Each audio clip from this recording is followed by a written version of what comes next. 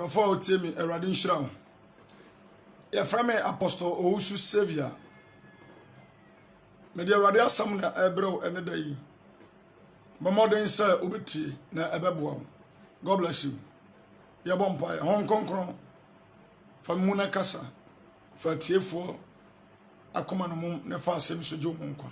Wadum ti amen. Me pa chaw message amede bre no. Ya tun din say stop idol worship.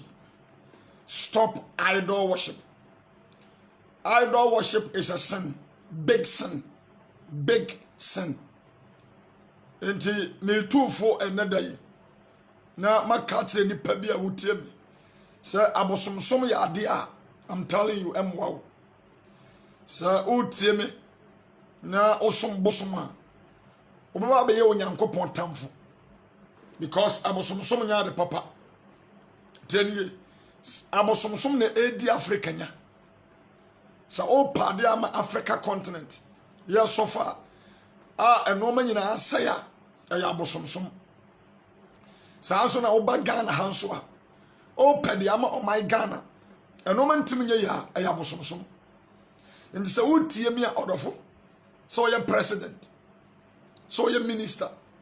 So you're vice president. So you're MP. So you're osofo. Be very careful. Only papi a would tie me a him from more Ghana. Most of them are some abosun. And ama Ghana. Onyankopon onyam ni tumi ntimi enihine. And Ghana a big problem. But I speak as a man of God. So what tear me now and day. Stop idol worship. Because idol worship is a sin. It's a big sin. I'm telling you. Memma conforming now down. Tell you. Memma conforming now down.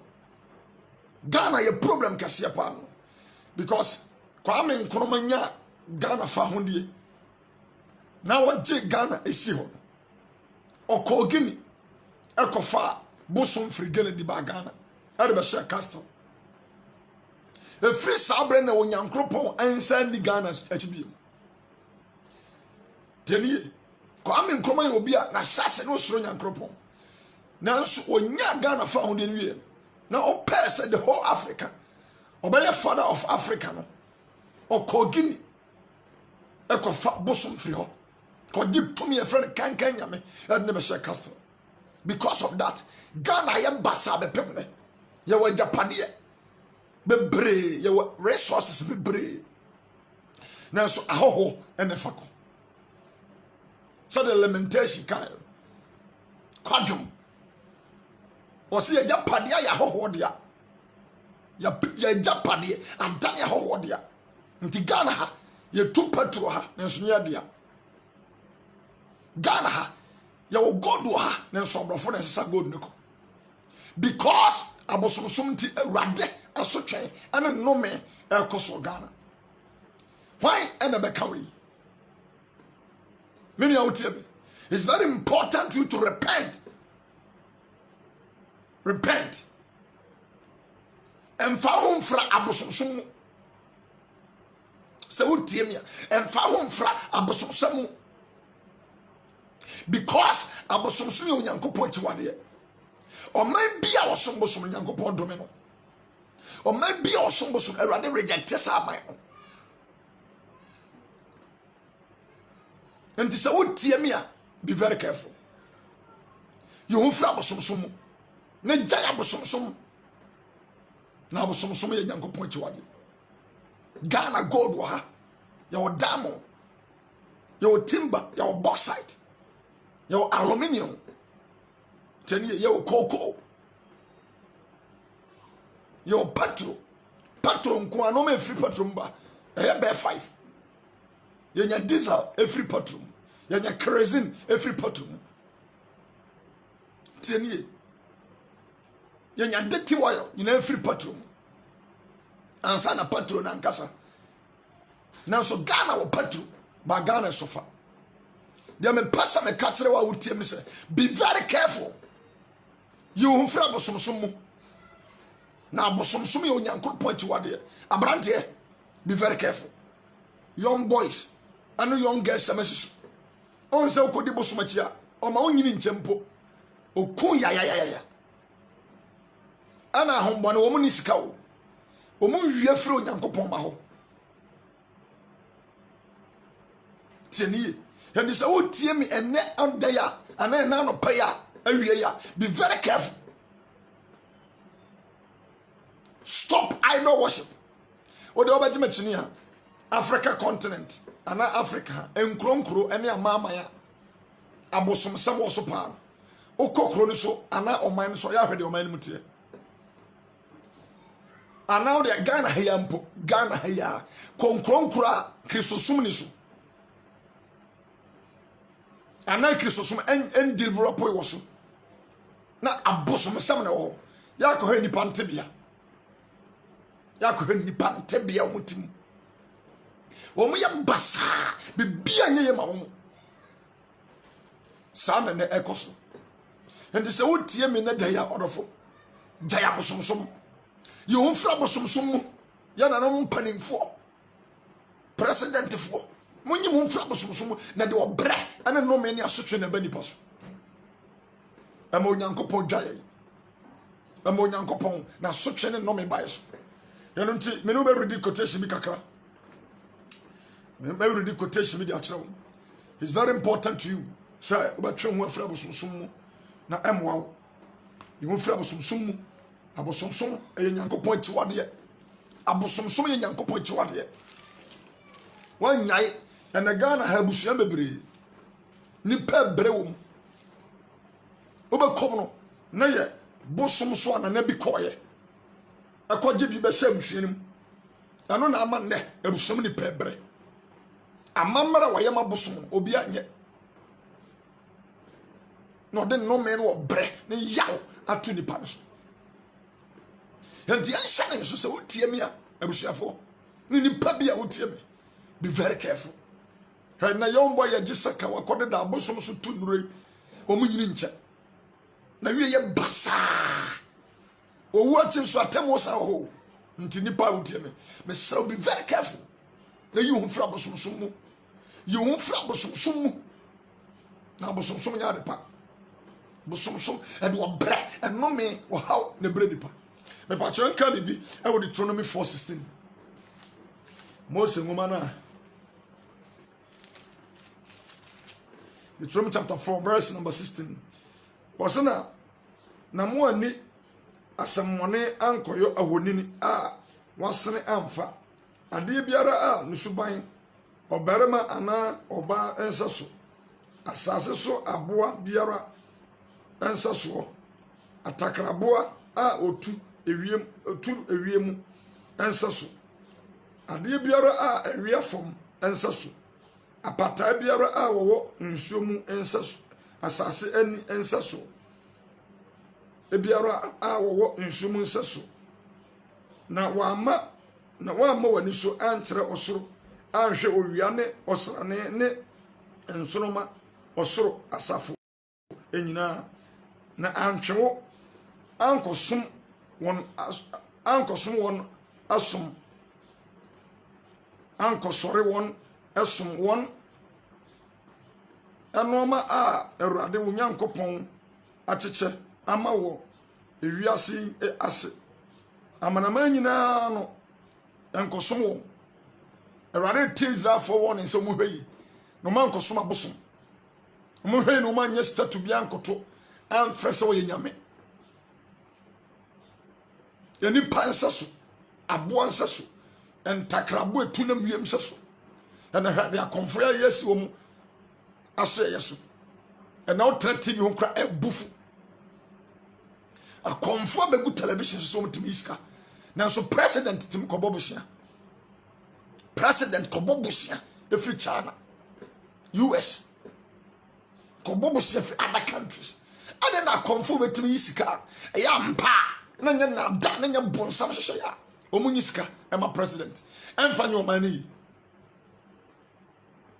on a 40 be very careful abosomsom nya de pa hwe ho fra abosomsom ho na mfa papa mrew ɛmfa bi papa bi amrɛw ɛmfa bi papa bi amrɛw yɛnka 24 Deuteronomy chapter 4 verse 24 ɔsɛ na Awurade Onyankopɔn ɛyɛ ogya a wɔhye Onyankopɔn no nkomfoɔ Awurade Onyankopɔn yɛ ogya a wɔhye na wɔyɛ Onyankopɔn no nkomfoɔ a wɔtwe no nkunu ɔbaa twekora ɛna bɛrima twe no nkunu enti Onyankopɔn wɔtwe no nkunu sɛ ofiri n'akyi kɔdi nyame foforɔ bi akyi a ɔdɔme ɔsɔre tia wɔsɛe wabrabɔ wɔde nnome to ne wasefoɔ so hwɛ yie na wankɔsom abosom yɛhu firi abosomsom mu yɛhu firi abosomsom mu sɛ wotie me a be very careful deɛ na abosom bɛyɛ wo ɛdeɛ na abosom bɛkɔ konkronkro abosomsom wɔ so na kɔhwɛ deɛ nipa no abrabɔ ayɛ wɔn ntumi yɛ basaa wɔn sɛ kuro wɔn ntumi twitwi saa na abosom yɛ nipa because wɔn yɛ demons yɛ ka abosom a ɛnyɛ statue na si hɔ no there is a demon a ɔcontrol saa fetish place no kɔnfoɔ no ahohomfin demons maa mo ata ahohom amoti ahohom ɛne demons ɔtete nsuom ɛna nsuo akɔnfoɔ ɛna wɔn yɛ adwuma nti sɛ ɔkɔ baa dan anaa ɔkɔ saa akɔnfoɔ no a ɔde ɔkra akɔhyɛ saa demon ne nsa ɛna demons wɔn bo tɛn sɛ wɔn sɛ nipa na wɔn asɛ ade papa bi a Nyankopɔn de bɔ nipa bi wɔn asɛ no nti sɛ ɔkɔkɔkoto saa abosom yi a wabra bɔ bɛsɛn nti sɛ wotie me nnɛ da yi a mepɛ sɛ bɛkasa kyerɛ wo stop idol worship onipa yɛwo firi abosomsom mu na abosomsom ɛde nnome no wɔ brɛ ɛne wɔsɛyɛ na ɛba ɛde nnome no wɔ brɛ ɛne wɔsɛyɛ ɛne ɛba yɛwo firi abosomsom mu sɛ wotie me nnɛ da yi a yɛwo firi abosomsom mu Psalm 16 me ne wokɔ Bible mu kakra ɛnwom Psalm 16 David ɛnwom nwoma no ɛtira du nsia kyekyɛmu ɛnan yɛhwɛ bibi hɔ no Psalm 16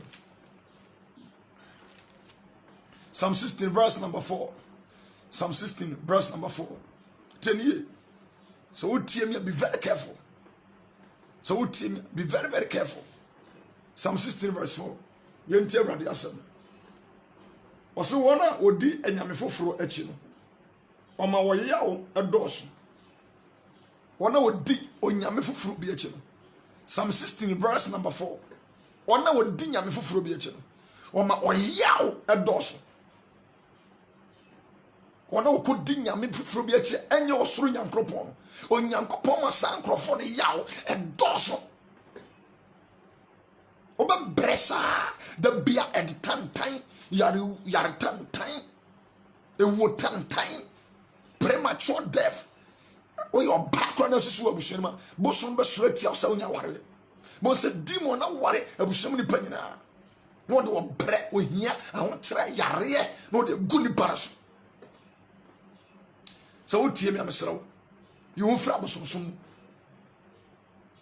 repent from idol worship yɛwo firi abosomsom mu na abosomsom nya adepa Kwame Nkrumah kɔfa abosomsom ba Ghana ha ɛdeɛ na kɔwie hwɛ yie na wankɔfa nome amɛtɔ no asefoɔ so hwɛ yie na wankɔfa curse amɛtɔ no asefoɔ ɛso wa wotie me awsɔre aduabɔ na wofrɛ antoɔ nso nyama na wofrɛ ayanta wokɔ abosom so na maamefo bebree de nome aso mu ma because abosom so no nam sɛ wotie me a menua me papa you fra abosomsom mu because abosomsom ɛde nome wɔ brɛ yaw amane na bani paso stop idol worship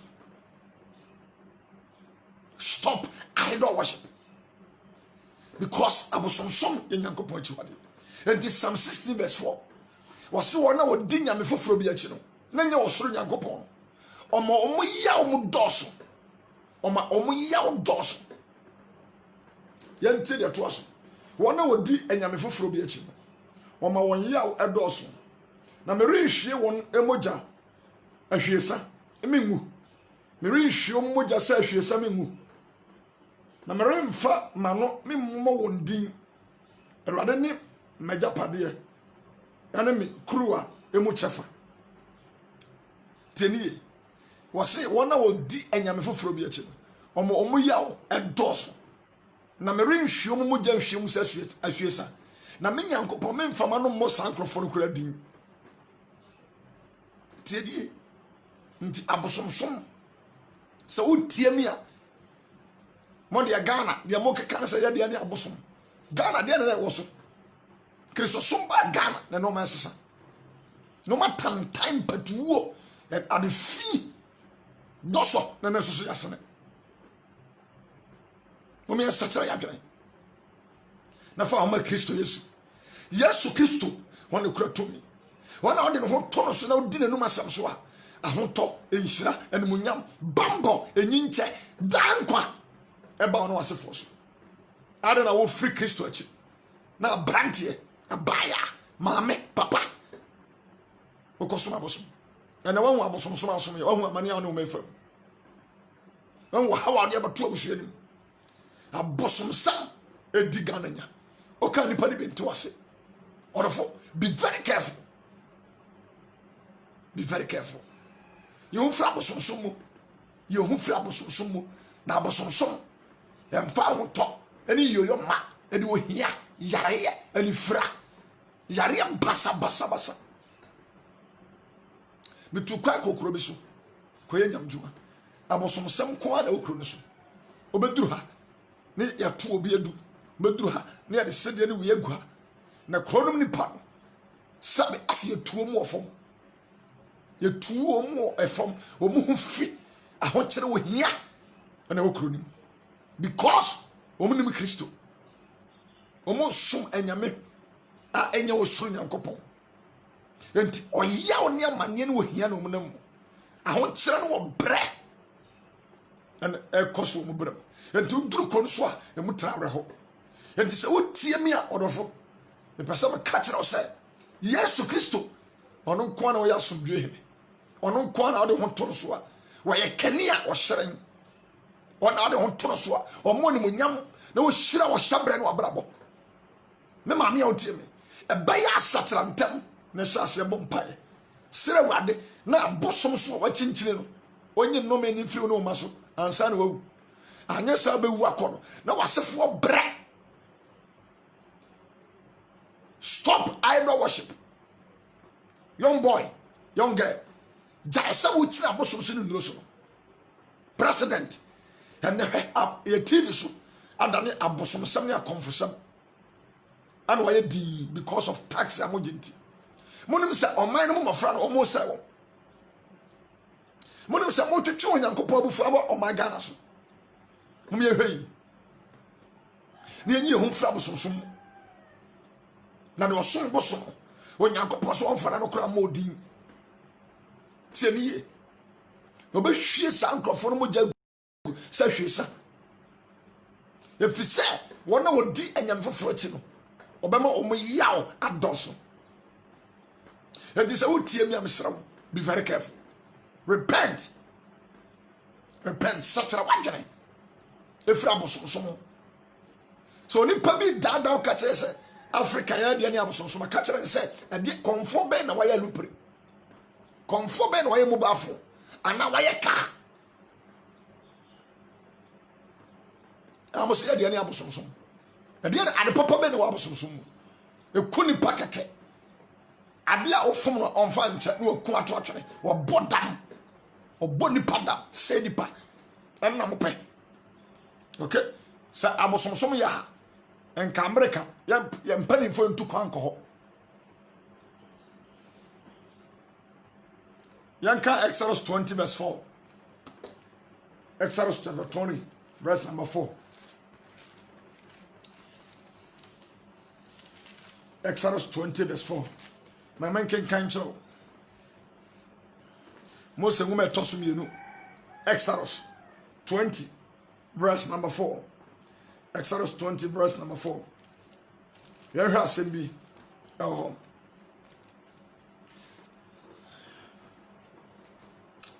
Exodus 20, verse number 4. Osemu aramu de me yo Misrim no. Ene said ye me soa mo akɔdeɛ ntaban ɛso no na mede mo aba me nkyɛn mede mo aba me nkyɛn yi na mede mo aba me nkyɛn yi na afei sɛ mobɛtie me ne na modi me apam ɛso a ɛneɛ mobɛyɛ me ahodeɛ afiri aman nyinaa mu na me na asase nyinaa wɔ me na modeɛ mobɛyɛ me asɔfoɔ aheman ɛne ɔman kronkron yenum ne nsɛm a ka kyerɛ Israelfoɔ na Mose ba bɛfrɛ ɔman no nyina ɔman no mu mpanimfoɔ na wɔde nsɛm a Awurade de hyɛ no eyi nyinaa to wɔn anim na ɔman mu no nyinaa bua prɛko sɛ deɛ Awurade aka nyinaa yɛbɛyɔ tɛniye Onyankopɔn ka kyerɛ Mose sɛ ɔnka kyerɛ Israelfoɔ sɛ sɛdeɛ Misraimfoɔ no wɔka wɔn to guiɛ na wɔde wɔn aba wɔn Onyankopɔn nkyɛn wɔn hwɛ sɛ wɔn bɛdi n'apam so wɔn bɛso wɔn Onyankopɔn nko ara na wɔn bɛyɛ aman mu nyinaa n'ahonyadeɛ na Mose de to wɔn anim na wɔn areka sɛ ampa yɛbɛyɛ de Onyankopɔn aka no ɛnɛ obɛsoma akɔnɔdi ɔsom ayanta kyerɛman ɔsom apaapɛ antoɔ nyamaa ebɛsom abosom ne nsuo tumi ahodoɔ onipa ha yie na one day ɔwie yɛbɛba yiwu firi abosomsom mu hwan na asom bosom ana ho ɔfɛ apo tini Ghana nkronkro abosomsom wɔ so oduru a ɔrɛ bɛho no development enti ɔman bia ana ɛnɛ India kristosom kɔ India sisa kristosom kɔ India sisa India ɔman ne sisa anoma pa na ɛkɔ so enipa na bra bɔ sisa Christianity is an original one kristosom ɛyɛ ɔsom papa fa ɔma Yesu Kristo ne gya bosom akyidie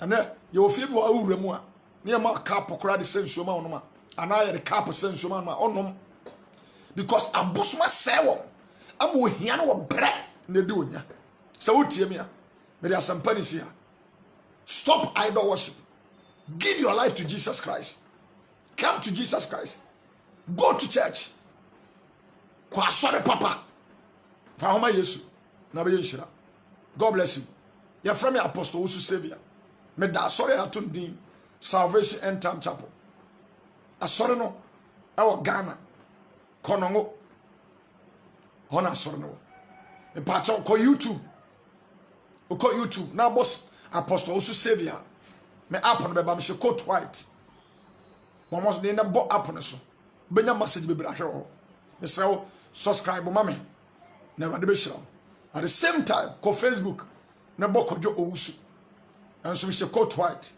benya video be bra tie share message ni ma me God bless you yes you adma e be san shia bye bye